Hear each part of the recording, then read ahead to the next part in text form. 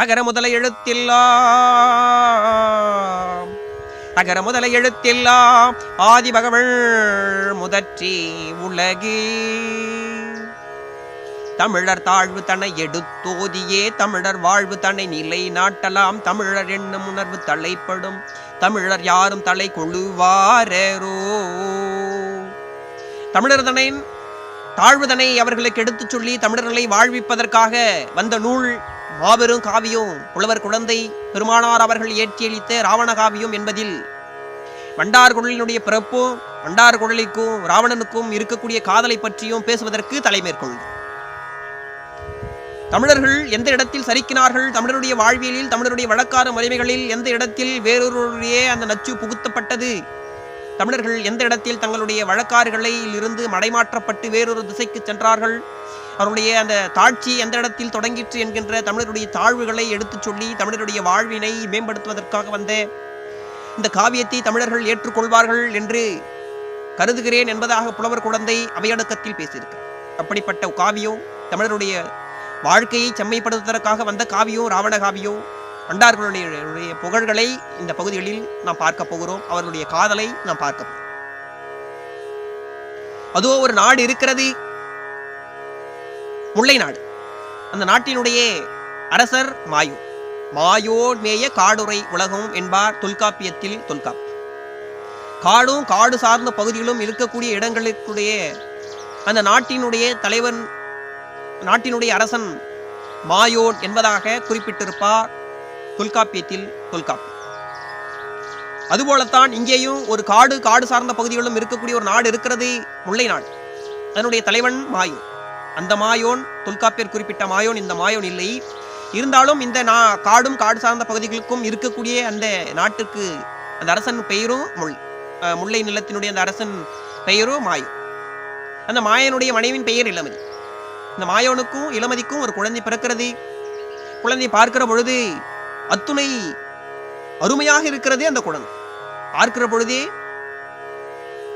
அத்துணை அழகு பொருந்திய ஒரு குழந்தையாக இருக்கக்கூடிய அந்த குழந்தைக்கு என்ன பெயர் வைக்கலாம் என்று இருவரும் ஆலோசித்துக் கொண்டிருக்கிறார்கள்.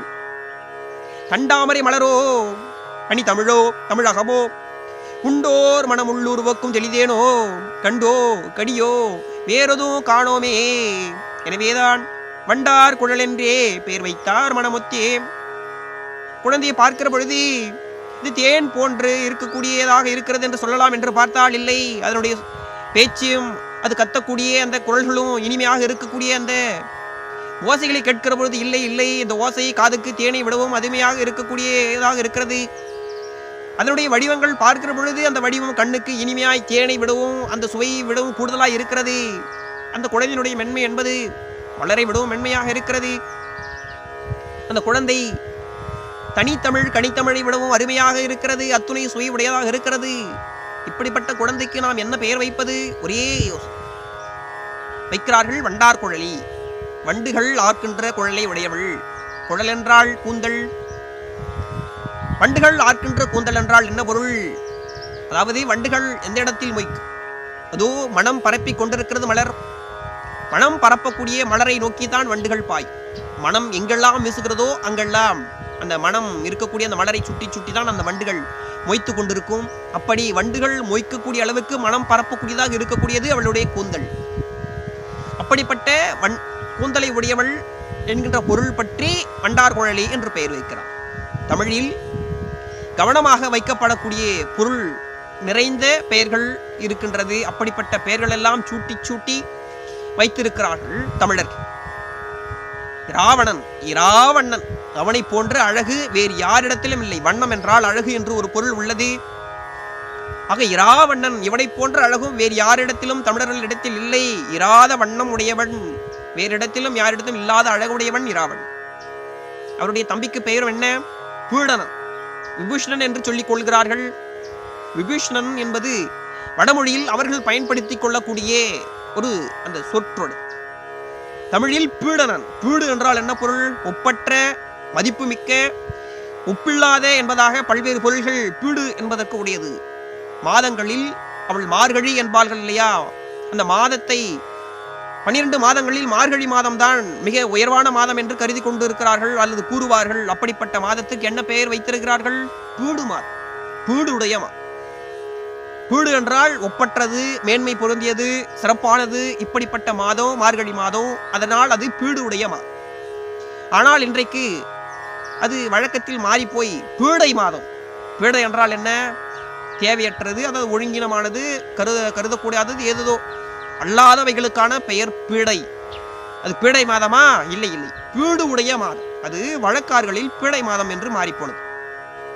அப்படி மாதங்களில் மாறி என்று சொல்வதைப் போல, பீடு உடையது என்பது சொல்வதைப் போல, பீறு போல் ஏடு நடை என்பார் திருக்குறளிலே திருவள்ளுவர். ஏறு போல் பீடு நடை. பீடு என்றால் ஒப்பற்றது, உயர்வானது. பீடு அனன், அருமையான பெயர் வைத்திருக்கிறார். இராவணன், ராவணன், வண்டார்குழல் பெயர்களை பார்க்கிற பொழுது பொருள் நிறைந்த பெயர்கள் தமிழில் உள்ளது. அனைவரும் தமிழில்தான் பெயர் சுட்ட வேண்டும். காரணம், இப்படி ஒன்று சொன்னவுடன் உங்களுக்கு சட்டென்று புரியும். என் பெயர் என்ன? கிருஷ்ணன் என்று வைத்துக் கொள்ளுங்கள், அல்லது கோபால் என்று வைத்துக் கொள்ளுங்கள். சட்டென்று நமக்கு என்ன நினைவரும்? என் மதம் எது என்பதை அது சுட்டிக்காட்டும். நான் வைணவ குலத்தில் பிறந்தவன். சரி, இல்லை, ஒருவேளை என் பெயர் வேறவாக வருகிறது.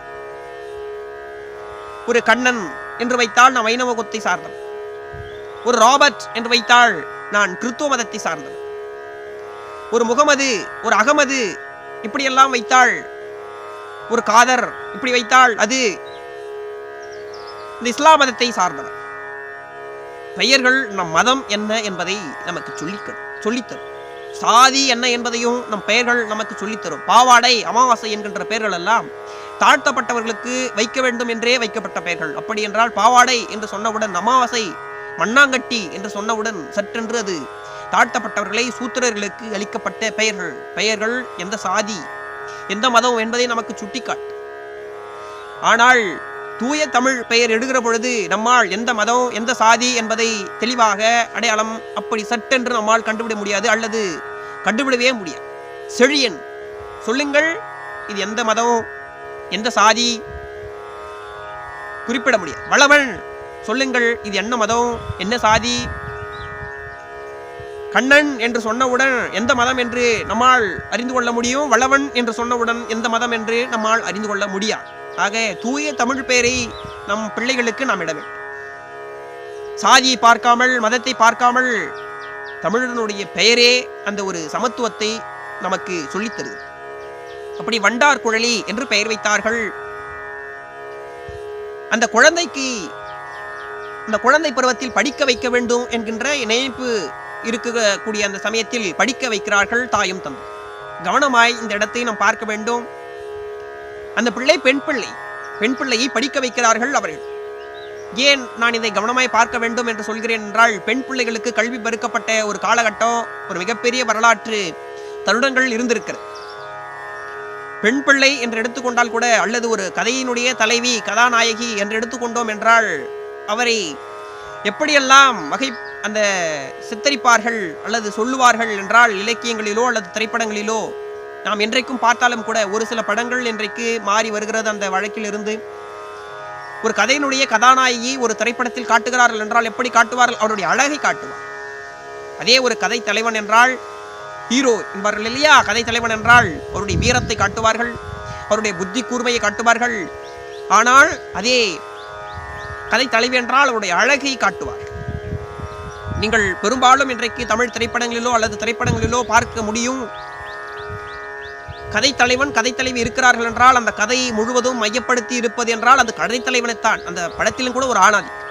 கதை தலைவி எதற்காக பயன்படுத்தப்படுகிறாள்? ஒரு பாடல் காட்சிக்கு, அல்லது ஒரு காதல் காட்சிக்கு, அல்லது ஒரு அந்த சோகமான கையிற நிலை என்பார்கள், சோகமான காட்சிக்கு பயன்படுத்துவார். பெரும்பாலும் ஒரு சில திரைப்படங்கள் இன்றைக்கு அதனுடைய அந்த வழிகளில் இருந்து மாறி பெண்ணாலும் சில புதிய புதிய செய்திகள் சொல்லப்படுவதாக பல திரைப்படங்கள் வந்து கொண்டிருக்கிறது. ஆனால் அவையெல்லாம் விதிவிலக்குகள் விதியாக. நீங்கள் இன்றைக்கு திரைப்படங்களை பார்க்கிற பொழுது கூட அந்த கதை நாயகி என்பவர்கள் எல்லாம் அந்த காதல் காட்சிகள், படக்காட்சிகள் போன்றதற்காக மட்டுமே பயன்படுத்தப்படுவார்கள். கதையினுடைய முழு முதல் அந்த கருத்துகளும் கதை தலைவனை சார்ந்தே இருக்கும். இவர்கள் பயன்பாட்டுக்கு மட்டுமே பெண்கள்.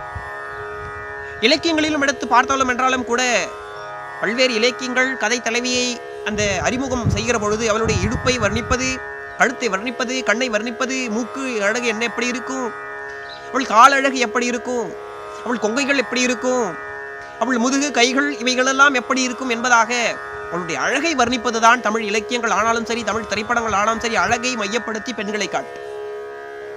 புலவர் குழந்தை இந்த இடத்தில் கவனமாய் வண்டார் குழலியை நமக்கு அறிமுகப்படுத்துகிறார். குழந்தை என்று எடுத்துக்கொண்டவுடன் அவளுக்கு கல்வி கற்பிக்க வேண்டும். அதுவும் பெண் குழந்தை கண்டிப்பாக கல்வி படித்திருக்க வேண்டும். கல்வியில்லா பெண்கள் கலர் நிலவும் அங்கே புல் விளைந்திடலாம் நல்ல புதல்வர்கள் விளைவது. பாரதிதாசன் சொன்னான், கல்வியில்லா பெண்கள் கலர் நிலம், அவர்கள் புல் விளையும், அந்த இடத்தில் புல் விளையும் நல்ல புதல்வர்கள் விளை. ஒரு குடும்பத்திற்கு குடும்பம் செல்வம் செழிப்போடு இருக்க வேண்டும் என்பதை காட்டிலும் ஒரு குடும்பம் ஒழுக்க நலத்தோடு குடிமை பெற்று வாழ வேண்டும் என்றால் அந்த குழந்தைகள் ஒரு நற்கருத்துகள் பெற்றவராக வளர வேண்டும் என்றால் அந்த பெண் நல்ல செய்திகளை அறிந்திருக்கக்கூடிய கல்வி கற்றவளாக இருக்க வேண்டும். ஒரு பெண் பயின்றுவிட்டால், ஒரு பெண் கல்வி கற்றுவிட்டால் அந்த குடும்பம் பல்வேறு தலைமுறைகளை தாண்டியும் வளமாக வாழக்கூடிய அளவிற்கு அந்த பெண்ணால் அந்த குடும்பம் பயன்பெறும். அந்த பெண்ணால் அந்த குடும்பத்தை சார்ந்து இருக்கக்கூடிய அனைத்து உறவுகளும் பயன்பெறும். ஆகவே ஒரு பெண் கல்வி கற்பது என்பது அத்தியாவசியமான இன்றியமையாத ஒன்று. பெண்ணுக்கு கல்வி அளிக்க வேண்டும் என்பதுதான் திராவிட இயக்கத்தினுடைய அடிப்படையான ஒரு கொள்கை.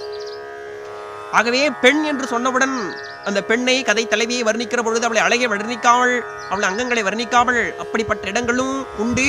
இருந்தாலும் முதன்மைப்படுத்தப்படக்கூடிய இடம் என்றால் அது கல்வி. எடுத்தவுடன் முதல் வர்ணிப்பு என்பதே அவள் எப்படி படிக்கிறாள், எதையெல்லாம் கற்றிருக்கிறாள் என்பதைத்தான் இந்த ராவண காவியத்தில் புலவர் குழந்தை அவர்கள் முதல் வர்ணனையாக கொடுக்கிறார். கல்வி கற்க செல்கிறாள், கல்வி கற்கிறாள் வண்டார்கள். ஏனோ இத்தனை நாள் என ஆதியல் கற்றாள், தேனோ ஒத்தது வாம் என தேராசிதி துற்றாள், ஆனால் இத்தனை பாகன அறியானம் பெற்றாள், தானே முத்தமிழாகிய தாயாம் என நுற்றாள். தானே முத்தமிழாகிய தாயாம் என நுற்றாள். இயல் தமிழை கற்றிருக்கிறாள், இசை தமிழை கற்றிருக்கிறாள், நாடகத் தமிழை கற்றிருக்கிறாள். இவைகளெல்லாம் கற்றுவிட்டு முத்தமிழாய் அமர்ந்திருக்கிறாள். அந்த வரிகளை கவனமாய் பார்க்க வேண்டும். ஏனோ இத்தனை நாள் என என்னாதியல் கற்றாள். மிகவும் கவனமாய் குழந்தைகளுக்கு நாம் சொல்லித்தரக்கூடிய ஒரு செயலாக இது இருக்க வேண்டும். ஏனோ இத்தனை நாள் என எண்ணாதியல் கற்றாள். எதற்காக இத்தனை நாள் படிக்கிறோம் என்று மலைத்து விடாதபடிக்கு, சலித்து விடாதபடிக்கு அவள் படிக்கும். ஆனா ஆதித்தனை பாகன அறியாத நடனம் பெற்றாள். அந்த நடனம், அந்த நாடக கலையும் நாடக தமிழையும் சலிக்காமல் மலைத்து போகாமல் கற்கிறாள். காரணம் எதற்காக இப்படி குழந்தைகளுக்கு நாம் சொல்லிக் கொடுக்க வேண்டும் என்றால், இன்றைக்கும் தாய் தந்தையர் பெற்றோர்கள் அல்லது உறவினர்கள் இருக்கிறார்கள். குழந்தைகளிடம் வணங்குகிற பொழுது என்ன சொல்லித் தருவார்கள்? கடவுளை வணங்கிக்கொள், உனக்கு நல்ல கல்வி வேண்டும், நீ அறிவோடு இருக்க வேண்டும் என்று வணங்கிக்கொள். அப்படித்தானே நமக்கு சொல்லித் தருவார்கள். நீ அறிவாளியாக இருக்க வேண்டும், கல்வி நன்றாக படிக்க வேண்டும் என்று வணங்கிக்கொள். சரி, எதுவரையில் படிக்க வேண்டும்? படிக்க வேண்டும் தான். எதுவரையில் படிக்க வேண்டும்? ஒரு இளைஞனாகிற வரையில் பார்க்கிறவர்கள் நன்றாக படிக்கிறாயா, என்ன படிக்கிறாய், எப்படி படிக்கிறாய் என்று கேட்பார்கள். இளைஞனாக பிறகு என்ன சம்பாதிக்கிறாய், எங்கு வேலைக்கு செல்கிறாய், இப்படித்தான் கேட்பார். ஆனால் ஒரு 30 வயது 40 வயது பார்க்கிற பொழுது நீ என்ன படிக்கிறாய், எப்படி படிக்கிறாய், கடைசியாக என்ன புத்தகத்தை படித்தாய், நன்றாக படிக்க வேண்டும் என்று கேட்கிறவர்கள் இல்லை அல்லது அறி. ஒரு குறிப்பிட்ட வயது வரையில் தான் நீ படிக்க வேண்டும் என்கின்ற அந்த செயலியை சமூகம் நமக்கு சொல்லித் தருகிறது. ஆனாலும் படித்து கொண்டே இருக்க வேண்டும், சலிக்காமல் படிக்க வேண்டும் என்கின்ற செய்திகளை குழந்தைகளுக்கு நாம் புகுட்ட வேண்டும். சரி, நான் படிக்க வேண்டும், நான் அறிவோடு இருக்க வேண்டும் என்று கடவுளிடத்தில் வணங்கிக்கொள் என்று பெற்றோர்கள் சொல்கிறார்கள். ஆனால் படிக்க வேண்டும் என்றால் எத்துணை நாள் படிக்குவது, எவ்வளவு மணி நேரம் படிப்பது? படித்து கொண்டே இருந்தால் சலித்து போ இல்லையா, மலைத்து போ. படிக்க வேண்டும் என்று மட்டும் கேட்கக்கூடாது. படித்து கொண்டே இருக்கிற பொழுது சலிக்காமலும் பார்த்துக் கொள்வதற்கான அந்த மனத்தை நாம் பிள்ளைகளிடத்தில் வளர்க்க வேண்டும். சலியாத மனம். 16 பெற்று பெருவாழ்வு வாழ்க என்பார் பெரியோர்கள். அப்படித்தானே பெரியோர்கள் நம்ம வாழ்த்துவார்கள். 16 பெற்று பெருவாழ்வு வாழ். அபிராமி பட்டரும் ஒரு 16 செய்திகளை கடவுளிடத்தில் சென்று கேட்கிறார். எனக்கு ஒரு 16 செல்வங்களை, 16 பேர்களை கடவுளாகியே அபிராமியே நீ தர வேண்டும். என்ன கலையாத கல்வியும் குறையாத செல்வமும் கலையாத கல்வி வேண்டும், குறையாத செல்வம். எல்லோரும் வணங்குறபடிதான் அவரும் ஆரம்பிக்கிறார். எனக்கு படிப்பு வேண்டும், செல்வம் வேண்டும், சரிதான். ஆனால் அடுத்தடுத்து கேட்கக்கூடிய இடங்களில் தான் அபிராமி பட்டருடைய அந்த நுட்பம் இருக்கு. கலையாத கல்வியும் குறையாத செல்வமும் ஒரு கபடு வாராத நட்பும் கன்றாத வளமையும் குன்றாத இளமையும் கழுப்பினி இல்லாத உடலும் சளியாத மனமும் அன்பு அகலாத மனைவியும் தவறாத சந்தானமும் தாழாத வார்த்தையும் தவறாத சந்தானமும் தாழாத கீர்த்தியும் மாறாத வார்த்தையும் தடைகள் வாராத உடையும் கோளாத நிதியமும் கோணாத கோளும் அன்பு அகலாத மனைவி வேண்டும், தவறாத சந்தானம் வேண்டும், செல்வம் வேண்டும், கல்வி வேண்டும், இவையெல்லாம் கேட்டுக்கொண்டு வருகிறார். அந்த இடங்களில் கவனமாய் பாருங்கள். சளியாத மனம் வேண்டும். எனக்கு சலித்து விடாத அளவுக்கு மனம் வேண்டும். கல்வி இருந்தால் என்ன, செல்வம் இருந்தால் என்ன, அன்பு இருந்தால் என்ன, மனைவி இருந்தால் என்ன, நட்பு இருந்தால் என்ன, வயது இருந்தால் என்ன, சந்தானம் இருந்தால் என்ன, அனைத்தும் இருந்தால் என்ன, பருக பருக பாலும் புளிக்கும் என்பார்கள் பெரியோர்கள். நீ ஒன்றை அனுபவித்துக் கொண்டே இருக்கிறாய், ஒன்றை புசித்துக் கொண்டே இருக்கிறாய் என்றால் அது பழக பழக புளித்து. படித்துக் கொண்டே இருக்கிறாய், கல்வி இருந்து கொண்டே இருக்கிறது என்றால் ஓரிடத்தில் சலித்து போகும். செல்வம் இருக்கிறது, செலவழித்துக் கொண்டே இருக்கிறே என்றால் ஓரிடத்தில் சலித்து போகும். அன்பான அன்பு கூட ஓரிடத்தில் சலித்து போக வாய்ப்பு இருக்கிறது. ஆகவே தொடர்ந்து ஒன்றை செய்து கொண்டே இருக்கிறோம் என்றால் சலித்து போகக்கூடிய அந்த மனநிலை என்பது வந்து சேரும். சலியாத மனம் வேண்டும். ஏனோ இத்தனை நாள் என என்ன ஆதியல் கற்றாள், எதற்காக இத்தனை நாள் படித்துக் கொண்டே இருக்கிறோம் என்று சலித்து போகாத அளவிற்கு, மலைத்து போகாத அளவிற்கு அவள் படித்துக் கொண்டிருக்கிறாள். இப்படிப்பட்ட சில செய்திகளை குழந்தைகளுக்கு நாம் சொல்ல வேண்டும். சலிக்காமல் படித்துக் கொண்டே இருக்க வேண்டும் என்றால் என்ன செய்ய வேண்டும்? நீங்கள் எதுவரையில் படிக்கிறீர்கள்? பல்வேறு செய்திகள் அந்த ஒற்றை வரியில் புதைந்து கிடக்கிறது பாருங்கள். நீங்கள் எதுவரையில் படிப்பீர்கள்? ஒரு 20 வயது வரை படிப்பீர்கள் இல்லையா? இல்லை 25 வயது வரை கல்லூரி படிப்பு வரை. காரணம், என்னுடைய வாழ்க்கைக்கு தேவையான பொருள்களை சம்பாதிப்பதற்காக நாம் படிக்கிறோம். ஆகவே சம்பாதிக்கிற அந்த நிலை வந்தவுடன் நம் படிப்பை நிறுத்தி விடுவோம். ஆனால் சலிக்காமல் காலம் முழுவதும் படித்துக் கொண்டே இருக்க வேண்டும் என்றால் என்ன வேண்டும்? நம் எண்ணம் மாற வேண்டும். தன் குடும்பத்திற்காக நாம் சம்பாதிக்க வேண்டும் என்று கருதினால் ஒரு கட்டத்தோடு படிப்பு முடிந்துவிடும். வறுமையில் வாழக்கூடிய அனைவரும் நம் குடும்பம். நம்மை போன்ற அதிகமான பெரும்பான்மையான குடும்பங்கள் வறுமையில் இருக்கிறது. மற்ற குடும்பங்களும் துன்பத்தில் உழகின்றன.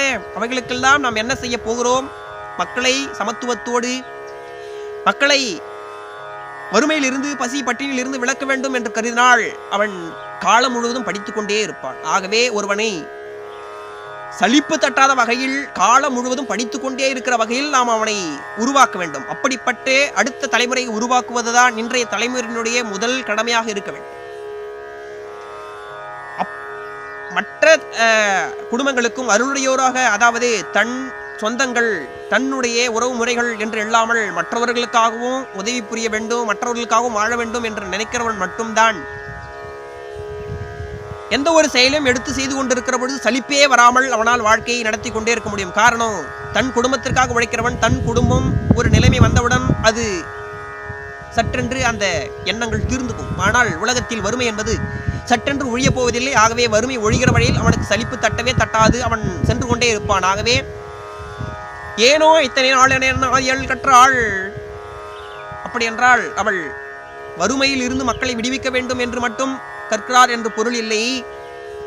சலிக்காமல் தமிழை கற்றுக்கொண்டே இருக்கிறாள் என்று பொருள். அதிலிருந்து நாம் இப்படி ஒரு செய்தியை எடுத்துக்கொள்கிறோம். ஆகவே இப்படிப்பட்ட இயலை, இசையை, நாடகத்தை சலிக்காமல் கற்றுக்கொண்டிருக்கக்கூடிய அந்த இடத்தில் மிகப்பெரிய பண்பு நலன்களோடு அவள் இருக்கிறாள். கூறுகிறார் பாருங்கள் புலவர் குழந்தை. அன்புக்கொரு தாய் மிஞ்சி அருளுக்கொரு தந்தை, தென்புக்கொரு தனை உள்ளிய தெளிவுக்கொரு சற்று, இன்புக்கொரு குழவி தொகை இனிமைக்கொரு நன்னூல், என்புக்கொரு உயிராமி எல்லாமே விழான். கவனமாய் அந்த வரிகளை பாருங்கள். அன்புக்கொரு தாய், அன்புக்கு தாய் போன்றவள். அருளுக்கொரு தந்தை, அருளுக்கு தந்தை போன்றவள். தென்புக்கொரு தனை, அண்ணன் போன்ற அந்த ஒரு உரியோடு நின்று உதவக்கூடியவள். தெளிவுக்கொரு சுற்றம், சுற்றத்தை போன்று இருக்கக்கூடியவள். இன்புக்கொரு குழவி தொகை இனிமைக்கொரு நுண்ணுள், என்புக்கொரு உயிராம் இவை எல்லாம் அவளான ஆள். பாருங்கள், என்புக்கொரு உயிராம் இவை எல்லாம் அவளான. பேசுவதற்கு இனிமையாக பேசக்கூடியவள், இவை போன்றக்கூடிய என்புக்கொரு உயிர். எல்லாம் அவளானாள். தாய் போன்று, தந்தை போன்று, அண்ணனை போன்று, சுற்றத்தை போன்று, குழவி பேசுவதை போன்று இனிமையாக, உடலுக்கு உயிருக்கு எலும்புகள் அதே அதே ஒன்றோடு ஒன்று இரத்தம் சதியம் என்பார்கள் இல்லையா, ஒன்றோடு ஒன்று எப்படி இருக்கிறதோ அப்படி மக்களோடு சுற்றங்களோடு ஒன்றி வாழக்கூடிய அந்த தன்மைகளை பெற்றிருக்கக்கூடியவள். தமிழை அறிந்து கொண்டால் எப்படித்தான் மற்றவர்களுக்காக வாழத்தும். பண்பை தாண்டி அருளுக்கு செல்ல வேண்டிய அந்த சூழலை தமிழ் நமக்கு கற்றுத்தரும். மற்றவர்கள் அனைவரும் உன் உடன்பிறப்பு, அனைவரும் மக்கள் அனைவரும் உன் இனம். மக்கள் மட்டுமில்லை, காடு மலையும் எங்கள் கூட்டம், காக்கை குருவி எங்கள் சாதி, நீல் கடலு மலையும் எங்கள் கூட்டம். பாரதி சொல்லித்தந்தான் இல்லையா?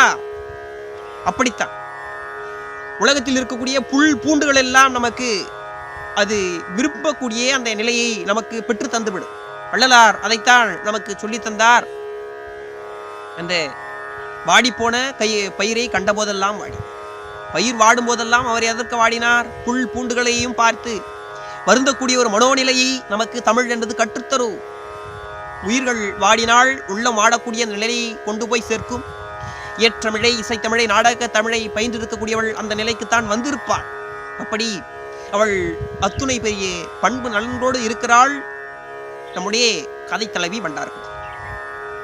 இப்படி பண்பு நலன்களோடு வளர்ந்திருக்கக்கூடிய அந்த வண்டார்குழலி இருக்கக்கூடிய அந்த சூழலில் அங்கே ராவணன் நாட்டை ஆண்டு கொண்டிருக்கிறான். அப்படி நாட்டை ஆண்டு கொண்டிருக்கிற சூழலில் ராவணன் மலைவளம் சென்று பார்க்க வேண்டும் என்று விருப்பப்படுகிறான். மலைவளம் செல்கிறான். ஒரு அரசன் மலைவளம் செல்கிறான் என்றால் தனியாக செல்வானா? இல்லை. அந்த கரிப்படை, பரிப்படை, காலாட்படை, கரி என்றால் யானை, பரி என்றால் குதிரை, காலாட்படை, இவையெல்லாம் தேர்ப்படை எல்லாம் கிளம்புகிறது. முன்னால் மிகப்பெரிய அளவிற்கான ஒரு இசை வாத்தியங்கள் முழங்க அனைவரும் புறப்படுகிறார்கள் மலைவளம் காண்பது. அங்கே பாடி வீடு அமைத்து தங்கு. பாடி வீடு என்றால் குறிஞ்சி மலையும் மலை சார்ந்த பகுதிகளும் இருக்கக்கூடிய இடங்களில் அரசர்கள் தலைவர்கள் அமைத்து தற்காலிகமாக தங்கக்கூடிய வீடு பெயர் பாடி வீடு. பாடி வீடு அமைத்து தங்குகிறார். நாம் இன்றைக்கும் பார்க்க முடியும். குறிஞ்சி நில தலைவன் யார்? முருகன். அப்படி அமைத்து தங்கிய இடங்களுக்கு பெயர்தான் பாடி வீடு. குன்று இருக்கும் இடமெல்லாம் குமரன் இருக்கும். அதாவது குன்று என்றால் மலை, மலைகளில் குமரன் இருப்பான் என்றால் முருகன். அதாவது இந்த சேயோன் அந்த குறிஞ்சி நிலத்தினுடைய தலைவனாக இருக்கக்கூடிய சமயத்தில் அவன் அமைத்து தங்கி வீடுகள் பாடி வீடு. அந்த பாடி வீடு தான் பிற்காலத்தில் படை வீடு என்பதாக மாறிப்போம்.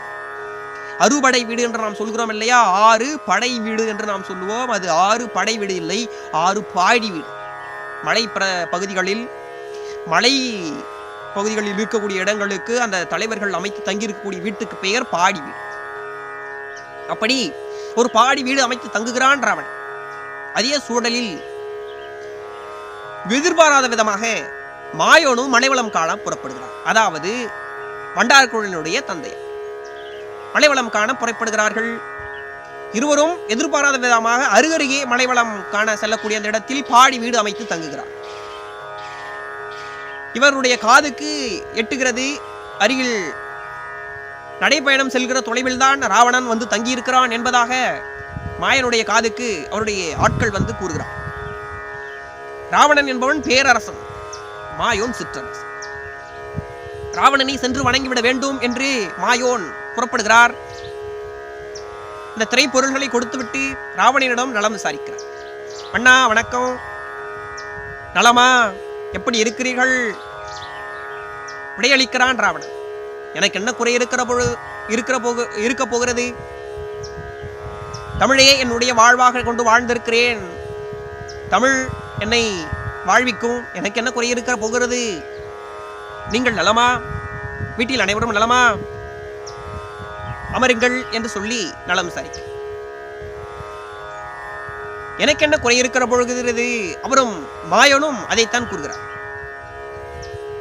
இனித்திடும் செந்தமிழை தாய்மொழியாய் கொண்டு பயின்று இனிது வாழும் தனித்தமிழருக்கு ஒரு நாளும் குறையுண்டோ? இனித்திடும் செந்தமிழை தாய்மொழியாய் கொண்டு பயின்று இனிது வாழக்கூடிய நம் தமிழர்களுக்கு என்னைக்காவது குறை என்பது இருக்கிறதா? குறைவென்பதே இல்லை. எங்கள் நாட்டில், நம் நாட்டில் அனைவருக்கும் குறை என்பது இல்லை. நலம் விசாரித்துக் கொள்கிறார்கள். இருவரும் சற்று நேரம் பேசிக் கொள்கிறார்கள். உணவெல்லாம் பரிமாறி இருப்பார்கள். பிறகு விசாரித்து விட்ட பிறகு மாயோன் தன் பாடி வீடுக்கு கிளம்புகிறார். அந்த சமயத்தில் பாடி வீட்டுக்கு செல்கிற அந்த சமயத்தில் அந்த சூழலில் விளையாடி கொண்டிருக்கிறாள் நம்முடைய வண்டார்கள். பெண்கள் குறவை ஆடுவது, கோலாட்டம் ஆடுவது, கும்மி ஆடுவது, பந்து ஆடுவது என்று பெண்கள் அனைவரும் சேர்ந்து ஆடிக்கொண்டிருக்கிறார்கள். அந்த மலைவளம் காண புறப்பட்ட அந்த மாயனுடன் அவருடைய மனைவியாரும் அவருடைய குழந்தை ஆகிய வண்டார் கொள்ளையும் கிளம்பி வந்திருக்கிறார். அந்த இடத்தில் இவர்கள் இருக்கக்கூடிய சமயத்தில் இவர்களை விட்டுவிட்டு சற்று தூரத்தில் சென்று வண்டார் கொள்ளையும் அவருடைய தோழிமார்களும் பந்தாடி கொண்டிருக்கிறார்கள். பூ பறித்துக் கொள்வது இப்படியெல்லாம் செய்து கொண்டிருக்கிறார். இந்த இடத்தில் ராவணன் மலைவளம் காண பாடிவீடு அமைத்து தங்கிவிட்டு அவர்கள் அனைவரும் இருக்கக்கூடிய சமயத்தில் ஏதோ ஒரு காரணம் பற்றி அப்படி உலாவ செல்லக்கூடிய சமயத்தில் பூப்பறித்துக் கொண்டிருக்கக்கூடிய அந்த வண்டார் குழலி பாட்டு பாடுகிறாள், இசை இசைக்கிறாள். அது இவருடைய காதுக்கு எட்டுகிறது. எங்கிருந்து வருகிறது இந்த இசை? உணர்ந்து கொள்ளவே முடியவில்லை. அதை சென்று பார்க்க வேண்டும் என்று அவருக்கு ஆவலாக இருக்கிறது. கண்டிப்பாக நாம் கண்ணுக்கினிய பூம்பொழிலை கண்டே இன்பம் கொண்டவனோ பண்ணுக்கினிய குறும்பாட்டு பாட கேட்டு பறிவெய்தி வண்ணக்கிளியின் மொழியையோ மணிமாய் பூவை குரலையோ எண்ணற்கரிய செந்தமிழின் இசையோ குழலின் இன்சுவையோ. அந்த பூம்பொழிலை பார்த்து கொண்டு ரசித்துக் கொண்டு நின்றக்கூடிய ராவணன் இங்கே நின்று கொண்டிருக்கிறான் இல்லையா? அந்த ராவணன் காதில் இனிமையாக அந்த இசை படுகிறது. கண்ணுக்கினிய பூம்பொழிலை கண்டே இன்பம் கொண்டவனும் இன்பம் கொண்டு கொண்டிருக்கக்கூடிய அந்த சமயத்தில் பண்ணுக்கினிய குறும்பாட்டு பாட கேட்டு பறிவெய்தி எங்கிருந்தோ ஒரு இசை வருகிறது. இது எந்த இசையாக இருக்கும்? பாடல் மிக அருமையாக இருக்கிறது. இது செந்தமிழின் இசைதான். ஆனால் இதை கிளியின் மொழியாக இருக்குமோ? கிளி இந்த அளவுக்கு பாடக்கூடிய அளவுக்கு இருக்குமோ? இல்லை இல்லை, அதை விடும் கூடுதலான இனிமையாக இருக்கிறது.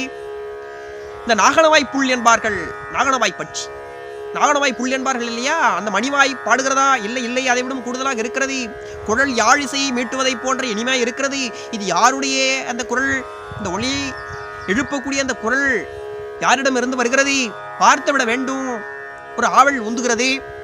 புறப்படுகிறான் அந்த இடத்தை விட்டு, அந்த இசையை நோக்கிய இடத்துக்கு. அந்த இசை எங்கிருந்து வருகிறது என்பதை தேடிக்கொண்டு செல்கிறான். பூப்பறித்துக் கொண்டிருக்கிற அந்த வண்டார் குழலி பூப்பறித்துக் கொண்டு அந்த இடத்தை விட்டு ஒவ்வொரு பூவாக பறித்துக் கொண்டு சற்று நகர்ந்து விடுகிறாள். தோழிமார்கள் விளையாடி கொண்டிருந்த இடத்தில் இருந்து தோழிமார்களும் தனியாக அவளை விட்டு விலக வேண்டிய ஒரு சூழல் ஏற்படுது. இங்கே தனியாக வருகிறான் ராவணன். அங்கே பூப்பறித்துக் கொண்டு வழி மாறி வருகிறாள் அந்த வண்டார் குழலி. செல்கிறான். எங்கிருந்து வருகிறது அந்த இசை? ஐயப்பட்டே இன்னிசை வந்து அடைந்த திசையே அவன் தென்று.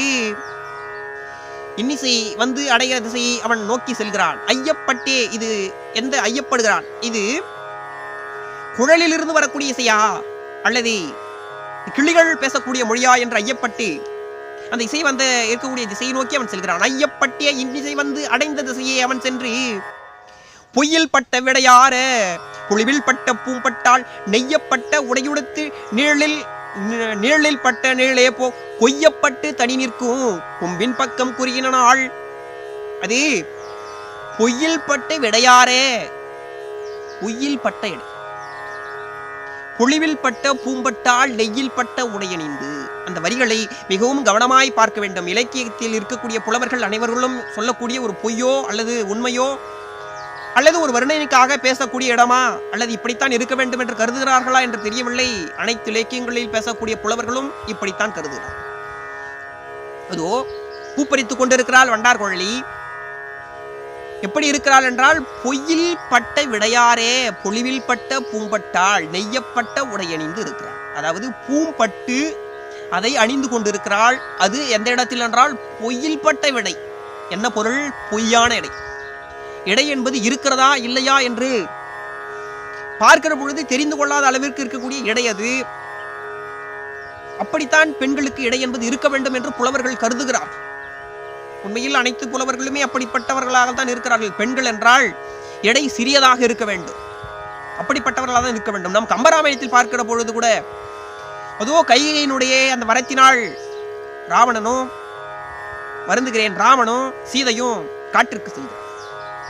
இந்த இடத்தில் ராவனுடைய அழகை வர்ணிக்கிறார் கம்பர். வெய்யோன் ஒளி தன்மேனியில் விதி சோதியில் மடைய பொய்யோ எனும் இடையாளோடும் இளையானோடும் போனான். பாருங்கள், வெய்யோன் அந்த வெயிலுடைய அந்த ஒளி, வெய்யோன் ஒளி தன்மேனியில் விதி சோதியில் மறைய பொய்யோ எனும் இடையாள், யாரு? சீதை. அவளுக்கு இடையே இல்லையாம், பொய் இல்லாத இடை. பொய்யோ எனும் இடையாளோடும் இளையானோடும் போனான். புலவர்கள் கருதுகிறார்கள், பெண்கள் என்றால் இடை என்பது ஒளியாக இருக்க வேண்டும், அல்லது இல்லை என்பதாக அது இடை இருக்கிறதா இல்லையா என்று தெரியாத அளவிற்கு இருக்க வேண்டும் என்று கருதுகிறார்கள். அப்படிப்பட்ட இடையோடு இருக்கக்கூடிய அவள் இடையில் அந்த பட்டு அணிந்து கொண்டு இருக்கக்கூடிய அந்த இடத்திற்கு இவன் குறுகி செல்கிறான். ராம் சத்தம் கேட்கிறது, யாரோ வருகிறார்கள். அறிந்து கொண்டாள் வண்டார்கள். ஆடு ஒருவன் தனி நோக்கி, ஆடு ஒருவன் தனி நோக்கி அணிந்தா அவருதலதை நோக்கி, அணிந்து கொண்டு பூக்களை அணிந்து கொண்டிருக்கிற அந்த அணிகலன்களை எல்லாம் அணிந்து கொண்டிருக்கிறவள் வருவதை அறிந்து கொண்டார். ஆடு ஒருவன் தனி நோக்கி அணிந்தா அவருதலதை நோக்கி தோடார் குழலி எழுந்திருந்து, அந்த தோடு ஆறு இருக்கக்கூடிய அந்த வண்டார் குழலி எழுந்திருந்து துகிலை நீவி அணித்திருத்தி, உடனே அந்த உடைகளை இப்படி சரி செய்கிறார். இப்படி சரி செய்வது அந்த மாறாப்பு என்று சொல்வார்கள் இல்லையா, அதைகளை துகிலை மேற் போட்டிருக்கக்கூடிய அனைத்தையும் சரி செய்வது. அங்கே குரல் கேட்டு ராவணன் வந்து கொண்டிருக்கிறான். மண்டார் குழலி யாரோ வருகிறார் என்று அறிந்து கொண்டால் உடனே அந்த பூப்பறித்துக் கொண்டிருக்கிற அந்த செயல்களை விட்டுவிட்டு தன்னை சரி செய்து கொள்கிறார். இது பெண்களுக்கே இருக்கக்கூடிய ஒரு இயல்பு. உண்மையில் தமிழகத்தில் இருக்கக்கூடிய பெண்கள் நாணத்தோடு இருக்கக்கூடிய, இன்றைக்கும் வெளிநாடுகளில் நாம் பார்க்க முடியும், தமிழகத்தில் இருப்பதை போன்றதான அந்த நாணங்கள், பயிர்ப்பு, அச்சமடம், நாணம், பயிர்ப்பு என்பார்கள். முந்துருத்த மூன்றும் என்பார் இலக்கணக்காரர் தொல்காப்பு. முந்துருத்த மூன்று. ஆனால் அச்சமடம், நாணம், பயிர்ப்பு என்று சொல்லக்கூடிய இவைகள் அனைத்தும் தமிழகத்தில் இருக்க வேண்டும் என்று அப்படி கட்டமைக்கப்பட்ட ஒன்று. அதன் வழியில் அந்த வழியில் வந்திருக்கக்கூடியவள் அந்த வண்டார் குழலி. ஆகவே அவள் ஏதோ ஆடவன் வருகிறான் என்று உணர்ந்தவுடன் சட்டென்று தன்னுடைய ஆடைகளை இப்படி சரி செய்கிறார். பாரதிதாசன் கூட ஒரு கவிதையில், பாரதிதாசனுடைய கவிதை தொகுப்புகள் 4ஆக வந்திருக்கிறது, முதல் தொகுதியில் இது இருக்கிறது. பார்க்கிற பொழுது பாரதிதாசன் எழுதுகிறார், ஒரு பள்ளிக்கூடத்தில் ஒரு காதலன் இருக்கிறான், ஒரு காதலி இருக்கிறார். அந்த காதலன் அந்த காதலியை பார்க்கிறான். அவள் உடனே சட்டென்று தன்னுடைய ஆடையை களைகிறார். இதை கூறுகிறார் பாருங்கள் பாரதிதாசன். கூடத்திலே மன பாடத்திலே விழி கூடி கிடந்திட்ட ஆடழகை ஓடை குளிர் மலர் பார்வையினால் அவள் உண்ணத்தலைப்படும் நேரத்திலே பாடம் படித்து நிமிர்ந்த விழி கண்ணில் பட்டு தெரித்தது மானின் விழி ஆடை திருத்தி நின்றாள் அவள்தான் அவன் 1000 ஏடு திருப்ப. கூடத்திலே மன பாடத்திலே விழி கூடி கிடந்திட்ட ஆணழகை ஓடை குளிர் மலர் பார்வையினால் அவள் உண்ணத்தலைப்படும் நேரத்தில் பார்க்கிறான். அதோ அவள் படித்துக் கொண்டிருக்கிறான், இவளும் அங்கே அமர்ந்து கொண்டிருக்கிறார். ஒரு மனப்பாடம் செய்து கொண்டிருக்கக்கூடிய அந்த சமயத்தில் பள்ளிக்கூடத்தில் இவனை இப்படி எட்டி பார்க்கிறான். அவனும் திரும்பி இவளை பார்க்கிறான். அவன் இவளை பார்த்து விட்டாள் என்று அறிந்தவுடன் அந்த தலைவி என்ன செய்கிறாள் என்றால், சட்டென்று இவளை ஆடை இப்படி சரி செய்கிறாள். ஐயோ, அவன் நம்மை பார்த்து விட்டான். சட்டென்று அவன் ஆடை சரி செய்கிறாள். அவன் என்ன செய்வது என்று தெரியவில்லை. அவள் நம்மை பார்க்கிறாள், அவள் நம் மீது ஆசையோடு அன்போடு இருக்கிறாள் என்பதை அறிந்து கொண்ட அவன் அதற்கு பிறகு அவனால் படிக்க முடியவில்லை. சட்டென்று அதை திருப்பிக் கொண்டே இருக்கிறான். பாடங்கள் படிப்பது மண்டைக்கு ஏறவில்லை, பக்கங்கள் மட்டும் ஓடிக்கொண்டிருக்கிறான். ஆடை திருத்தி நின்றாள் அவள்தான் அவன் 1000 ஏடு திருப்பினான். அப்படித்தான் ஒருவன் ஆணினுடைய கடைக்கண் பார்த்து விட்டால் சட்டென்று தன்னை எரியாமல் உடுக்கை இழந்தவன் கைபோலே என்பார் நம்முடைய வள்ளுவர். உடுக்கை இழந்தவன் கைபோலே, அங்கே எடுக்கண் களைவதான். தன்னிடமிருந்து ஒரு உடை கழன்று விட்டதென்றால் தன்னை அறியாமல் சட்டென்று அந்த இடத்தில் கை சென்று அந்த உடுக்கையை அந்த உடையை சரி செய்யும். அது போன்ற ஒரு ஆடவன் வந்து கொண்டிருக்கிறான். ஆடு ஒருவன் தனி நோக்கி அணிந்தா வருவது அது நோக்கி. ஆடு ஒருவன் வந்து கொண்டிருக்கிறான் என்று அறிந்தவுடன் துகிலை நீவி அணித்திருத்தி துகிலை எடுத்து அணிந்து கொண்டு அமைதியாக நின்று கொண்டிருக்கிறாள். அதுவரையில் அந்த பூ பறித்துக் கொண்டு பாட்டு பாடி கொண்டிருந்தவள் ஆடு ஒருவன் அந்த சத்தத்தை கேட்டவுடன் சட்டென்று அமைதியாக நின்று விடுகிறார். ஒன்றும் புரியவில்லை. எங்கிருந்து வந்தது இது சத்தம்? யார் எழுப்பியிருப்பார்கள்? இதுவரையில் கேட்டுக் கொண்டிருந்தது, இப்பொழுது கேட்கவில்லை. புரியாமல் நின்று கொண்டிருக்கிறான் ராவன். முன்னும் பின்னும் பார்த்திடுவான், மூளை முடுக்கில் ஓர்ந்திடுவான், தன்னைத்தானே நோக்கிடுவான். முன்னும் பின்னும் பார்க்கிறான். மூளை முடுக்கில் பார்க்க தன்னைத்தானே இப்படி பார்த்துக் கொள்கிறான்.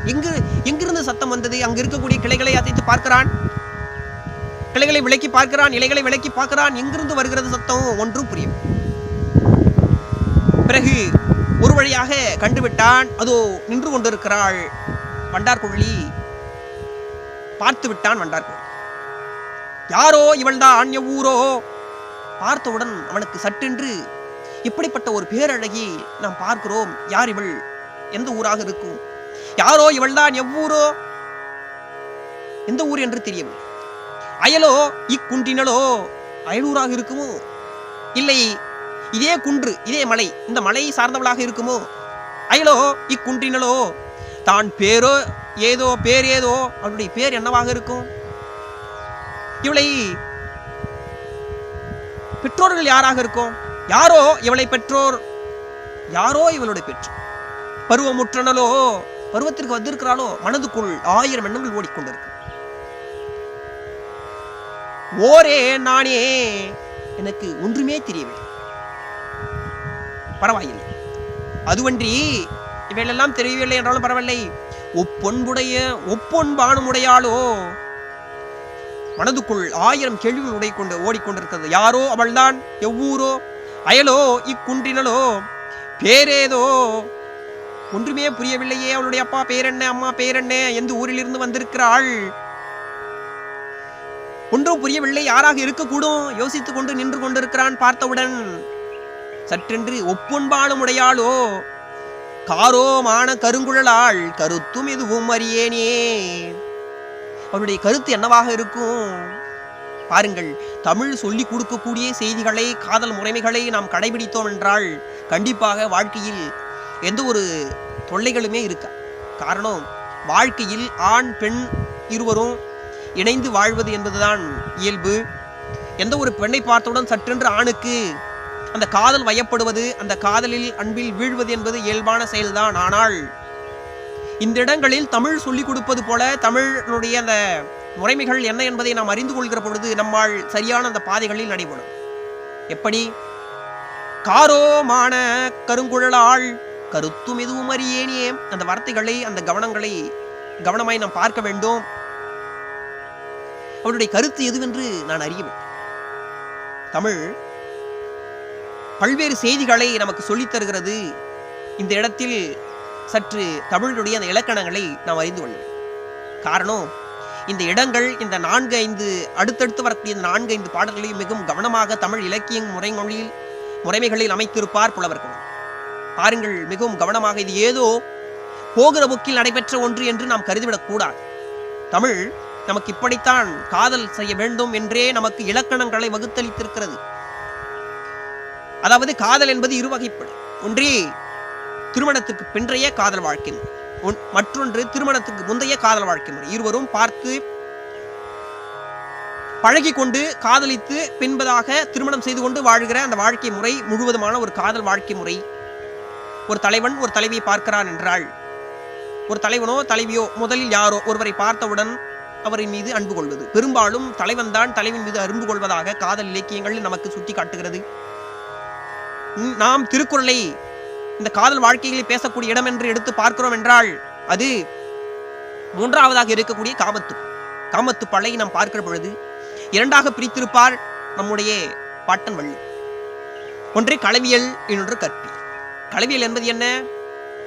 திருமணத்துக்கு முன்பாக காதலிக்கக்கூடிய அந்த இடங்களை, காதலை பேசக்கூடிய இடம் களவியல். களவியலை பார்க்கிற பொழுது முதல் அந்த அதிகாரம் என்பது என்ன? தகை அணங்குறுதல்.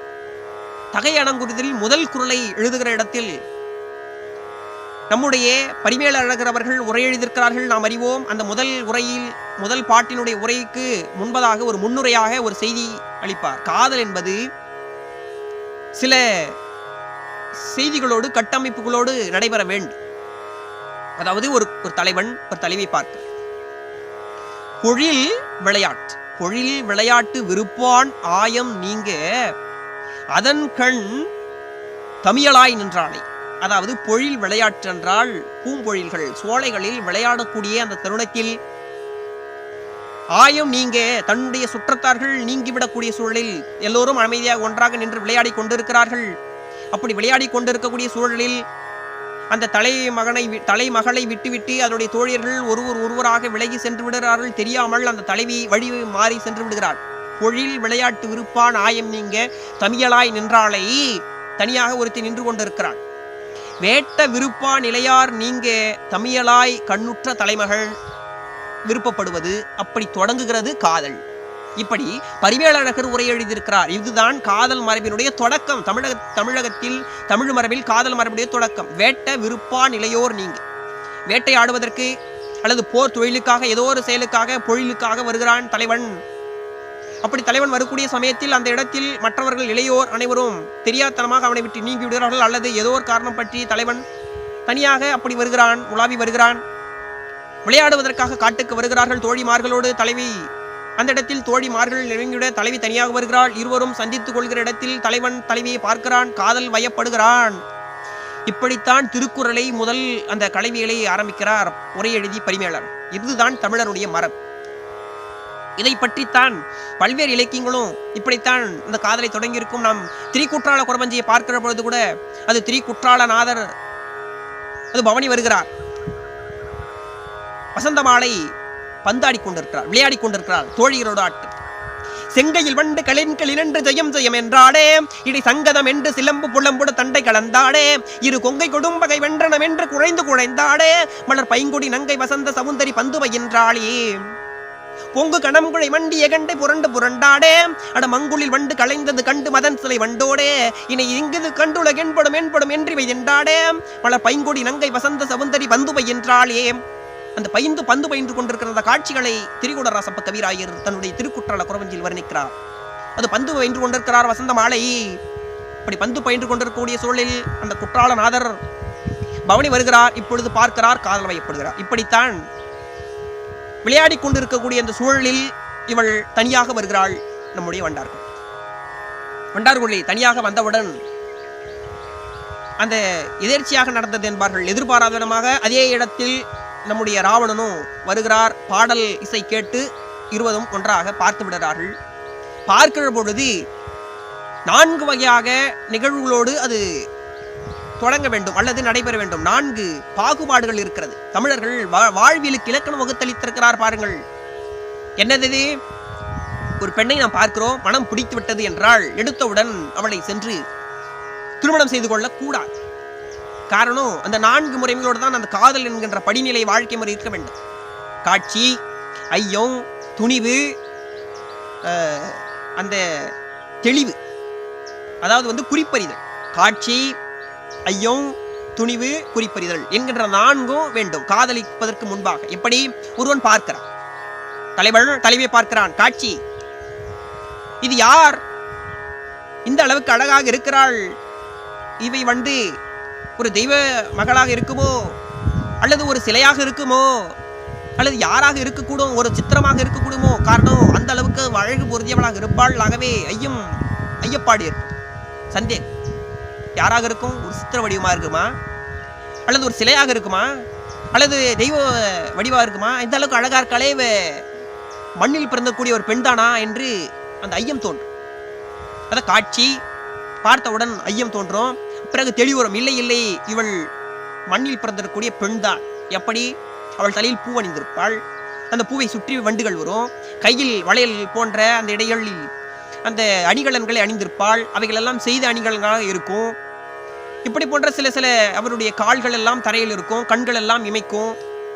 இப்படிப்பட்ட சில அறிகுறிகள் எல்லாம் பார்த்து, இல்லை, இது சிலையாக இருக்காது, சித்திரமாக இருக்காது, அதாவது ஓவியங்களாக இருக்காது, இவள் பெண்ணாகத்தான் இருக்கும், மண்ணில் இருக்கக்கூடிய உயிருள்ள பெண்ணாகத்தான் இருக்கும், இத்துணை அழகு பொருந்தியவளா பெண்ணாக இருக்கிறாள் என்கின்ற அந்த ஐயம் இருந்து ஒரு தெளிவு வரும் சில. பிறகு அவர்களுடைய குறிப்பறிய வேண்டும்.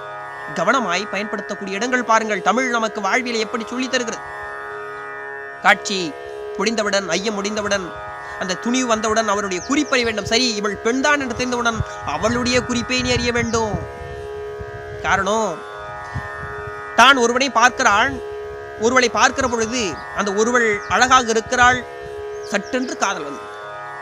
ஆனால் அந்த இடத்தில் ஒரு சிக்கல் இருக்கிறது. ஒருவேளை அவள் உனக்கு முன்பதாக யாரேனும் காதலித்திருந்தாள், அல்லது அவள் திருமணமாகி இருந்தாள், அல்லது அவள் தாயாகவே ஆகியிருந்தாள், நீ காதலித்திருந்தாள், உன்னுடைய அந்த காதல் என்பது என்னவாகப்படும்?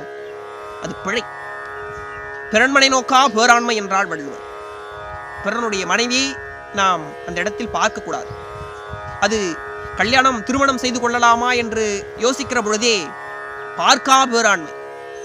பிறன்மனையோடு கூடுவதில்லை, பிறன்மனை நோக்கா பேராண்மை பார்க்கவே கூடாது. பிள்ளை நாம் திருமணம் செய்து கொண்டு வாழலாமா என்று நோக்கவே கூடாது. அதை இப்படி, அதாவது திருமணம் செய்த பிறகு அன்றில்லை, தெரியாமலேயே கூடவும் பிறனுடைய மனைவியை நாம் விரும்பிவிடக் கூடாது என்று கருதினார்கள் தமிழர்கள். ஆகவே அவளுடைய குறிப்பறிய வேண்டும். ஒருவேளை அவள் பிறன் மனைவியாக இருந்தால் என்ன செய்வாள்? நீ வேறொரு ஆடவன் உன்னை பார்த்தவுடன் சட்டென்று பயத்தோடு ஓடி விடுவாள், அல்லது பயத்தில் நின்று கொண்டிருப்பாள். அவளுடைய முகங்கள், அவளுடைய கண்ணு, அவளுடைய அந்த கை கால்கள் அசைவு, இடுப்பசைவு, இவைகளெல்லாம் நமக்கு அவள் நம்மை விரும்பவில்லை, அவள் வேறொருடைய மனைவி அல்லது நம்மை விரும்பவில்லை என்பதாக, சிறியவளாக இருந்தால் விரும்பவில்லை, பருவமுற்றிருந்தால் அவள் வேறொருடைய மனைவி என்பதாக பல்வேறு அந்த நிலைகள் அவருடைய கண், உடல் அசைவு மொழி, உடல் மொழி என்பார்கள், அவை பொறுத்து நாம் அறிந்து கொள்ளும். ஒருவேளை அப்படி இருந்தால் அவளை விட்டு நாம் விலகி சென்று விடவும். பார்த்து அழகாக இருக்கிறாள் என்றால் நமக்கு சற்றென்று பார்த்தவுடன் இவளோடு வாழலாம் என்று தோன்றிவிட்டது என்றால் அவருடைய குறிப்பறிய வேண்டும். அவளுடைய குறிப்பு சரியாக இல்லை என்றால் அவளை விட்டு நாம் விலகிவிட வேண்டும். ஆனால் இப்பொழுதைக்கு இருக்கக்கூடிய காதல் என்றால் பார்த்தவுடன் பிடித்து விட்டதென்றால் அவளை வம்படியாக செய்து காதலிக்க சொல்வது, அவளுக்கு பிடிக்கவில்லை என்றாலும் கூட அவள் முகத்தில் அமிலம் வீசுவது, இப்படிப்பட்ட ஒரு வாழ்க்கை முறைமையை தமிழர்கள் இன்றைக்கு பழகி கொண்டு இருக்கிறார்கள். தமிழர்கள் என்றால் அனைவர்களும் என்று குறிப்பிடவில்லை, தமிழர்களிடத்தில் இப்படி ஒரு வாழ்க்கை முறை சேர்ந்திருக்கிறது. இவைகள் எல்லாம் கண்டிக்கப்பட வேண்டிய ஒன்று. தமிழர்கள் எப்படி நுட்பமாக வாழ்ந்தவர்களுடைய கண் பார்வையில் இருந்து அவள் திருமணமானவளா ஆகாதவளா, நம் மீது விருப்பம் இருக்கிறார் தெரிந்து கொண்டு அவளை காதலிக்க தொடங்கிய அந்த காலகட்டம் எப்படி இருந்தது, அது தமிழ் மரபு, அந்த மரபு எப்படி இருந்தது, இது தமிழ் மரபா, இப்படி தமிழனுடைய மரபு என்பது மாறிப்போய் இருக்கக்கூடிய அந்த சூழலை மீண்டும் நிலைப்படுத்த வேண்டும். அப்படி அந்த தலைவியை பார்த்தவுடன் குறிப்பறிய வேண்டும். எப்படி ராவணன் பார்க்கிறான், மாலை தொடரும் அழி, மாலை தொடர் இருக்கிறது. இந்த மாலை தொடர் பார்த்தவுடன் இவள் யாராக இருக்கு? ஒவ்வொரு செயல்களும் அவளுக்கு, அந்த ராவணனுக்கு சுட்டி காட்டுகிறது பாருங்கள். அவன் குறிப்பால் உணர்ந்து கொள்கிறான். அவளுடைய மலர்கை கொண்டு முகம் துடைக்கும், மலர்கையை கொண்டு முகம் துடைக்கிறாள். காலை, அந்த அவளுடைய காலை நிலத்தில் நனி தேய்க்கும். காலை இப்படி தேய்ப்பார்கள். நீங்கள் சில திரைப்படங்களில் பார்த்திருக்கலாம். அந்த விரல்கள், காலினுடைய கட்டை விரல்களை வைத்து இப்படி ஒரு மாதிரி தேய்ப்பார்கள். காலை நிலத்தே நனி தேய்க்கும், காலை நிலத்தில் போட்டு தேய்ப்பாள். கண்ணை உறுத்தும், கை உதரும், கண்ணை இப்படி உறுத்தி கொண்டு இருக்கிறாள், கையை இப்படி உதறி கொண்டு இருக்கிறாள், சற்று அச்சத்தோடும் பயத்தோடும் இருக்கிறாள். திடீரென்று இவள் பார்த்து விட்டான், அது இருப்பதை பார்த்து விட்டவுடன் அவளும் பார்த்து விட்டாள். இப்படியெல்லாம் செய்து கொண்டிருக்கிறாள். மேலே ஆடை அது திருத்தி, பார்த்தவுடன் மேலை ஆடை இப்படி திருத்துவது. சற்று முன்பதாக சொன்னோம் இல்லையா, மேலை ஆடையை இப்படி திருத்துவது, இப்படி திருத்தி கொண்டு நின்று கொண்டிருக்கிறாள். இவளையெல்லாம் செய்து கொண்டு அங்கு நின்று கொண்டிருக்கிறாள். பார்க்கிறான், இவள் மனம் பிடித்து விட்டது. ஒன்பான் பருவம் உடையாளோ. பார்த்தவுடன், ராவணன் பார்த்தவுடன் சற்றென்று இவனுக்கு என்னென்ன நினைவுகள் வருகிறது, இவள் யாரோ, எந்த ஊரோ, தாயின் தந்தை பெயர் என்னவோ, எங்கிருந்து வருகிறாளோ, இவருடைய கருத்து என்னவோ, இவளெல்லாம் அந்த செயல்களை எல்லாம் பார்த்தவுடன் என்ன குறிப்பு மனதுக்குள் ஓடிக்கொண்டே இருக்கிற, இவருடைய கருத்து என்னவோ. ஒன்பான் உப்பு ஒன்பான் உடையாளோ. கவனமாய் இந்த இடங்களை பாருங்கள். உப்பு ஒன்பான் உடையாளோ. உப்பு ஒன்பான் என்றால் என்ன பொருள்? இந்த திருமணத்தின் பொழுது 10 பொருத்தம் சரியா இருக்குங்க சொல்றோம் இல்லையா, சொல்றாங்க சில பேர், கேட்டிருப்போம். 10 பொருத்தமும் சரியா இருக்கு. என்னென்ன அந்த 10 பொருத்தம் பாருங்கள். தொல்காப்பியத்தில் மரபியலில் 25வது மெய்ப்பாட்டியல் 25வது இடத்தில் தொல்காப்பியர் குறிப்பிடுகிறார். அதிகாரத்தில் பிறப்பே குடிமை ஆண்டே, பிறப்பு குடிமை ஆண்மை ஆண்டு, பிறப்பே குடிமை ஆண்மை ஆண்டே, உருவு நிறுத்த காமவாயில், உருவு அன்பு, நிறுத்த காமவாயில் என்றால் அன்பு, உருவே நிறுத்த காமவாயில், நிறையே அருளே உணர்வடு திருவென முறையுற கிளந்த ஒப்பினது வகையே. என்னென்னது? பிறப்பு இருக்க வேண்டும். இப்போ நாம் ஒரு பெண்ணை பார்க்கிறோம் என்றால் சற்றென்று சென்று அவளை காதலித்து திருமணம் செய்து கொள்ள வேண்டும் என்று வற்புறுத்தக்கூடாது. பார்க்கிறோம், அவள் கருத்தை அறிந்து கொள்ள வேண்டும். அவள் கருத்து சரிதாக இருக்கிறதா, நம் மீது காதல் கொள்கிறாளா என்று அறிந்து கொள்ள வேண்டும். ஒருவேளை அறிந்து கொள்கிற பொழுது அவள் முதன்முறை பார்க்கிற பொழுது சில செய்திகள் எல்லாம் ஒன்றியிருக்கிறதா என்று நமக்குள் சரிபார்த்து கொள்ள வேண்டும். என்னென்னது? பிறப்பு. நல்ல குடியில் பிறந்திருக்கிறாளா? பிறப்பு என்றால் நல்ல சாதியில் என்பதா இல்லை, நல்ல குடியில் பிறந்திருக்கிறாளா? ஒரு எடுத்துக்காட்டுக்கு சொல்ல வேண்டும் என்றால், அந்த காலத்தில் கணிகையர் குளம் என்று ஒரு குளம் இருந்தது. அதாவது கணிகையர் குளத்தில் பிறந்திருந்தாள். ஒரு பெண்ணோடு பலர்கள் தொடர்பு கொள்வார்கள். கணிகையர் குளம், கணிகையர் வீதி என்பதாகவே ஒரு வீதி இருந்தது. அப்படிப்பட்ட பெண் சில பேர், எங்கோ ஒரு சிலர், அதிலும் இந்த சேற்றில் பூத்த செந்தாமரை போல மாதவி போல இருப்பார்கள். ஒருவனை மணந்து ஒருவனே இருக்க வேண்டும் என்று. ஆனால் பெரும்பாலும் கணிகையர்கள் அந்த குடும்ப வாழ்க்கை முறை அவர்களுக்கு அந்த ஒத்து வராது. ஆகவே அவர்கள் பெண்ணாக அருமையாக அந்த சூழலில் இருந்தாலும் கூட அப்படிப்பட்ட ஒரு சிலரும் இருக்கலாம். அது போன்ற அந்த பிறப்பு முறை, அவள் எங்கு பிறந்திருக்கிறாள், ஒருவேளை நல்ல குடும்ப நல்ல இடத்தில் பிறந்ததெல்லாம் கூட குடிமையோடு இருக்கிறாளா, ஒழுக்கத்தோடு இருக்க வேண்டும், ஒழுக்கத்தோடு இருக்கிறாளா, ஆண்மை, ஆண்களுக்கு ஆண்மை, பெண்களுக்கு பெண்மை, அதாவது அச்சமடம் ஞானம் பயிர்ப்பு என்று சொல்வார்கள் இல்லையா, அப்படிப்பட்ட பெண்மை குணங்களோடு இருக்கிறாளா. அடுத்தது அந்த ஆண்டு ஒரே ஒரு ஆண்டு, அதாவது பிறக்கிற ஆண்டு நம் ஒத்த வயதினளா, அல்லது நம்மை விட 5-6 மடங்கு கூடுதலாக இருக்கிறாளா, அல்லது நம்மை விட 7-8 ஆண்டுகள் சிறியவளாக இருக்கிறாளா என்று ஆண்டுகளை பார்க்க. பிறப்பு, குடிமை, ஆண்மை, ஆண்டு, உருவு என்பது பார்த்தவுடன் தெரியும். ஆக உருவு, நிறுத்த காம வாயில் அன்போடு இருக்க வேண்டும். ஒரு பெண் என்பவள் அன்போடு இருக்க வேண்டும். அன்பு, நிறைய அடக்கம், நிறைய அருளே அருள். தன் சொந்தங்களின் மாட்டு செய்வது அருள்.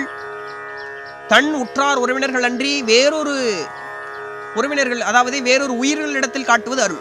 தன் உறவினர்களிடம் காட்டுவது அன்பு, வேறொரு உயிர்களிடத்தில் காட்டுவது அருள். ஆகவே தனக்கு சொந்தமல்லாத ஒரு உயிர்களிடத்திலும் அன்பு காட்டக்கூடிய அளவுக்கு அருள் உடையவளாக இருக்கிறாளா. நிறைய அருளே, உணர்வோடு, அறிவு பெற்றிருக்க வேண்டும். உணர்வே, நிறைய அருளே, உணர்வோடு, திருவென்றால் செல்வத்தையும் பெற்றிருக்கிறாளா ஓரளவு. அதாவது நாம் இருக்கக்கூடிய அந்த நிலைகளுக்கு வசதி பொருந்தியவளாக, அதாவது நம்மை விடம் கூடுதலாக இல்லாமல் நம்ம அளவுக்காவது வசதி பொருந்தியவளாக இருக்கிறாளா என்று பார்க்க.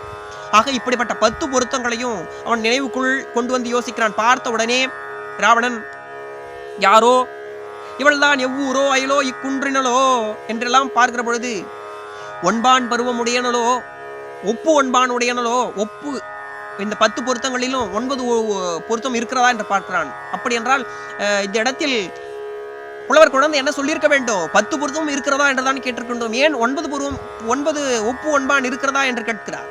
ஒப்பு ஒன்பான் என்றால் பார்க்கிறார். பார்த்த உடனே வண்டார் குழலி, பார்ப்பதற்கு அத்துணை அளவுக்கு ஒரு சித்திரத்தை போல, ஒரு சிலை போல அருமையாக இருக்கிறாள். ஆகவே உருவத்தை பார்த்து விட்டார். உருவத்தை ஒழிந்த மற்ற 9ம் எனக்கு சரியாக இருக்கிறதா, திருமணம் ஆனவளா ஆகவில்லையா என்கின்ற அந்த எண்ண ஓட்டங்கள் ஓடிக்கொண்டே இருக்கிற சூழலில் சரியாக இருப்பாளா, ஒத்து வருமா என்பதை பார்ப்பதற்கு முன்னால் அவர்களுடைய கருத்தோட்டத்தை பார்க்கணும். அவள் கருத்து ஓட்டம் நம்மோடு ஒன்றிருந்தால் தானே பிறகு மற்றவைகள்.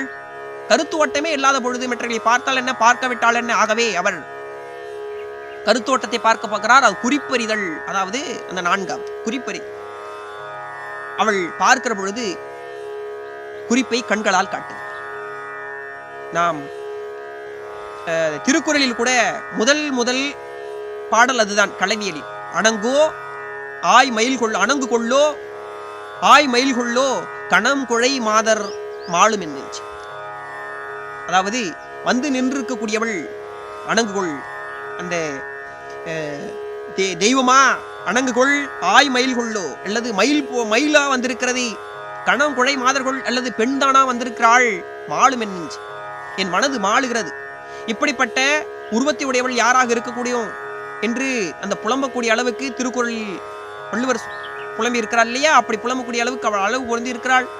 என்ன செய்வது? அவளுடைய விருப்பத்தை நாம் அறிந்து கொள்ள வேண்டும். விருப்பத்தை அறிந்து கொள்ளுகிற பொழுது பார்க்கிறாள், அந்த கண் இமை, அந்த கண் பேசக்கூடிய அந்த உணர்வுகளை உள்வாங்கிக் கொள்ள. என்னை நோக்காது யான் நோக்க, இரு கண்ணும் மண்ணை நிலநோக்கு, இரு கண் கொண்டு நிலநோக்கு பார்க்கிறாள். அவள் என்ன செய்கிறாள்? உணர்ந்து கொள்கிறான். என்னை நோக்காது யான் நோக்க இருகண் கொண்டு நிலநோக்கு. நான் பார்க்கிறேன் அவளை, அவள் என்னை பார்க்கவில்லை. நான் பார்க்காமல் ஒதுங்கிக் கொள்கிறேன், அவள் என்னை பார்க்க. என்ன பொருள்? தன்னை பிடித்திருக்கிறது என்பதை தன் கண்களால் உணர்த்துகிறாள். இது அந்த காதலர்கள் பள்ளிக்கூடங்களிலோ அல்லது அலுவலகங்களிலோ எங்கேயோ புதுமையாக அந்த காதலை தொடங்குகிறவர்கள் இப்படி அந்த முதல் பகுதிகளில் இப்படி செய்து கொள்வதை பார்க்க முடியும். அவன் பார்க்கும் பொழுது இவள் பார்க்கவே மாட்டாள். நான் பார்க்கிற பொழுது அவள் நம்மை பார்க்கவே மாட்டாள். சரி, அவள் பார்க்கவில்லை என்று நாம் திரும்பிக் கொள்கிற பொழுது அவள் இவளை பார்ப்பாள். இதைத்தான் வள்ளுவர் சொன்னார், யான் நோக்குங்கால் என நோக்கும், நோக்காக்கால் தான் நோக்கி மல்லனகோ. நான் நோக்குகிற பொழுது அவள் பார்க்கவே மாட்டாள். யான் நோக்குங்கால் நில நோக்கும், நான் அவளை பார்க்கிற பொழுது அவள் மண்ணை பார்ப்பாள். நான் உன்னை பார்க்கிற பொழுது நீ மண்ணை பார்க்கிறாயே. கண்ணதாசன் சொன்னா இல்லையா, நான் உன்னை பார்க்கிற போது நீ மண்ணை பார்க்கிறாய். யான் நோக்குங்கால் என நோக்கும், நான் பார்க்கிற பொழுது அவள் மண்ணை பார்ப்பாள். யான் நோக்குங்கால் என்ன நோக்கும், நோக்காக்கால் தான் நோக்கி மெல்லனகோ. நான் பார்க்கவே இல்லை என்றால் அவள் என்னை நோக்கி மெல்ல சிரிப்பாள். அப்படித்தான் ராவண கவித்திலே போலவே குழந்தை சொல்கிறார், அவள் என்னை பார்த்து விட்டால் சிரிக்கிறாள் என்பதை இரு கண்ணு கொண்டு நிலநோக்கும். நான் பார்க்காத போது இரு கண் கொண்டு நிலநோக்கும். இதை பார்த்து விட்டார், அவள் என்னை விரும்புவதாக உணர்ந்து கொண்டார். நம்முடைய ராவணன் மெல்ல சென்று கிட்ட சென்று பேசுகிறார். பிறகு பழக்கங்கள் ஏற்படுகிறது. பேசுகிற பொழுது கிட்டே சென்று பேசுகிற பொழுது பயிர்ப்பு என்று சொல்வார்கள். பிற புதிய ஆண்மகன் நின்று பேசுகிற பொழுதோ தொடுகிற பொழுதோ ஏற்படக்கூடிய ஒரு உணர்ச்சி, அச்சம், மடம், ஞான பயிர்ப்பு என்பார்களே, பயிர்ப்புடன் நின்று கொண்டிருக்கிறாள். அதாவது இப்படி கைகளை குவித்துக் கொண்டு இப்படி செய்து கொண்டு நின்று கொண்டிருக்கிறாள். பண்டார்கள் காரை போர்த்த முகமதியும் கவிழ்ந்து நான் இருக்கையும். காரை போர்த்த முகமதியும், கார் என்றால் மேகங்கள், மேகங்கள் சூழ்ந்து போன்ற இருக்கக்கூடிய அவளுடைய அந்த கூந்தல். காரை போர்த்த முகமதியம், முகம் என்பது மதியை போன்ற நிலவை போன்றிருக்குது நிலவு. இது கூந்தல் என்பது மேகம். ஆக காரை போர்த்த முகமதியும் கவிழ்ந்து நாணி இருக்கையும், இரண்டு கைகளையும் இப்படி சேர கட்டி தழுவுதல் போல் செய்து மயிலும் செம்மாக்கே, இப்படி செய்து கொண்டு வெக்கத்தோடு இப்படி நின்று கொண்டிருக்கிறாள். ஒரு ஆடவன் பார்க்கிறான், பேசிக் கொண்டிருக்கிறான். அவன் மீது இவளுக்கும் இவள் மீது அவனுக்கும் அன்பு பூத்து விட்டது. ஆனால் என்ன பேசுவது என்று தெரியவில்லை. இப்படி இப்படி செய்து கொண்டு நின்று கொண்டிருக்கிறான். நீரை தேக்கி நிலம் திருத்தி நல்லுண்டாக்கும் தமிழ்நாடன் பீரை போர்த்த கொடி நின்னை பிரியேன் பிரியேன் என உரைத்தான். இந்த இடத்தில் இருவருக்கும் அன்பு மலர்ந்து விட்டது. இனி வாழ்க்கையில் ஒரு நாளும் உன்னை நான் பிரியவே மாட்டேன் என்று பேசுகிறான் நம்முடைய காவியத்தலை. உண்மையில் காதல் என்பது இப்படித்தான் இருக்க வேண்டும். பாரு, நாம் ஒரு பெண்ணை பார்க்கிறோம் என்றால் இலக்கணங்கள் வகுத்தளித்திருந்தது. அந்த பெண்ணை பார்க்கிற பொழுது அவள் அழகாக இருக்கிற பொழுது சட்டென்று அவளை நாம் காதலிக்கிறேன் என்று சொல்லி துன்புறுத்தி விடக் கூடாது. அவளுடைய குறிப்பை நாம் அறிந்து கொள்கிறோம். காரோ மான கருங்குழலாள் கருத்தும் எதுவும் அறியேனே. முதலில் அவன் புலம்புகிறான். இது இப்படி இருக்கக்கூடிய பெண் யாராக இருக்கக்கூடும்? புலம்புகிறான். அவள் கருத்து எதுவாக இருக்குமோ புலம்பிக் கொள்கிறான். பிறகு அவனுடைய கருத்தை அறிந்து கொள்கிறான். யான் நோக்குங்காலை நிலநோக்கும். அப்படித்தான் என்னை நோக்காது நிலநோக்கும், என்னை நோக்காது நிலத்தை பார்த்து கொண்டிருக்கிறாளே என்று பயந்து கொண்டவன் பிறகு தான் பார்க்கிற பொழுது அவள் நிலத்தை பார்க்கிறாள் என்று தெரிந்து கொண்ட பிறகு அவளும் காதலிக்கிறாள் என்று உணர்ந்து கொண்டான், குறிப்பறிந்து கொண்டான். பிறகு சென்று காதலை வெளிப்படுத்துகிறான். பிரியேன் பிரியேன் என உரைத்தான். அந்த பார்வையிலிருந்து நாம் ஒன்றை தெரிந்து கொள்ள வேண்டும். இரு நோக்கு இவள் உண்கண் உள்ளது. இரண்டு நோக்கு இவள் உண்கண் உள்ளது. என்னென்னது? ஒன்று நோய்க்கு, ஒன்று நோய். வள்ளுவர் சொல்வார், இரு நோக்கு இவள் உண்கண் உள்ளது. ஒன்று நோய் நோக்கு, மற்றொன்று நோய்க்கு மருந்து. அதாவது அந்த குறிப்பிலிருந்து அறிந்து கொள்ள, ஒரு பார்க்கிற பொழுது, ஒரு பெண் பார்க்கிற பொழுதே இவள் நம்ம காதலிக்கிறாரா இல்லையா என்பது அந்த பார்வையிலிருந்து நமக்கு தெரிய வரும். அப்படி அவளுடைய பார்வையிலிருந்து அவள் நம்மை காதலிக்கிறாரா இல்லையா என்று தெரிந்து கொண்டு அதற்கு பிறகு அவளை காதலிக்க வேண்டும். இல்லை என்றால் அவளை விட்டு விலகிவிட வேண்டும். சரி, அப்படி பார்த்தான். அவளுடைய குறிப்பும் ஒன்றாக இருக்கிறது. பிறகு காதலிக்க தொடங்கினார்கள். காரை போர்த்த முகமதியும் கவிழ்ந்து நான் இருக்கையும் சேர கட்டி தழுதல் போல் செய்து மயிலும் செம்மாக்க நீரை தேக்கி நிலம் திருத்தி நெல்லுண்டாக்கும் தமிழ்நாடன் பீரை போர்த்த கொடி நின்னை பிரியேன் பிரியேன் என உரைத்தான். நான் உன்னை நீ பிரிய மாட்டேன் என்று உரை செய்தான் என்கின்ற அறிவில் சொல்லி இருவரும் ஒன்றாக இணைந்தார்கள் என்பதாக சொல்லி நாம் இன்றைய பொழுது இந்த சொற்பொழிவை முடிக்கிறோம். அகர முதல எழுத்தெல்லாம் ஆதிபகவள் முதற்றி உலகே. உங்களுக்கு இந்த வீடியோ பிடிச்சிருந்தா லைக் பண்ணுங்க, கமெண்ட் பண்ணுங்க, ஷேர் பண்ணுங்க. மேலும் எங்கள் வீடியோஸை பார்க்க எங்கள் சேனலை சப்ஸ்கிரைப் பண்ணுங்க. மறந்துடாம பெல் பட்டனை ப்ரெஸ் பண்ணுங்க.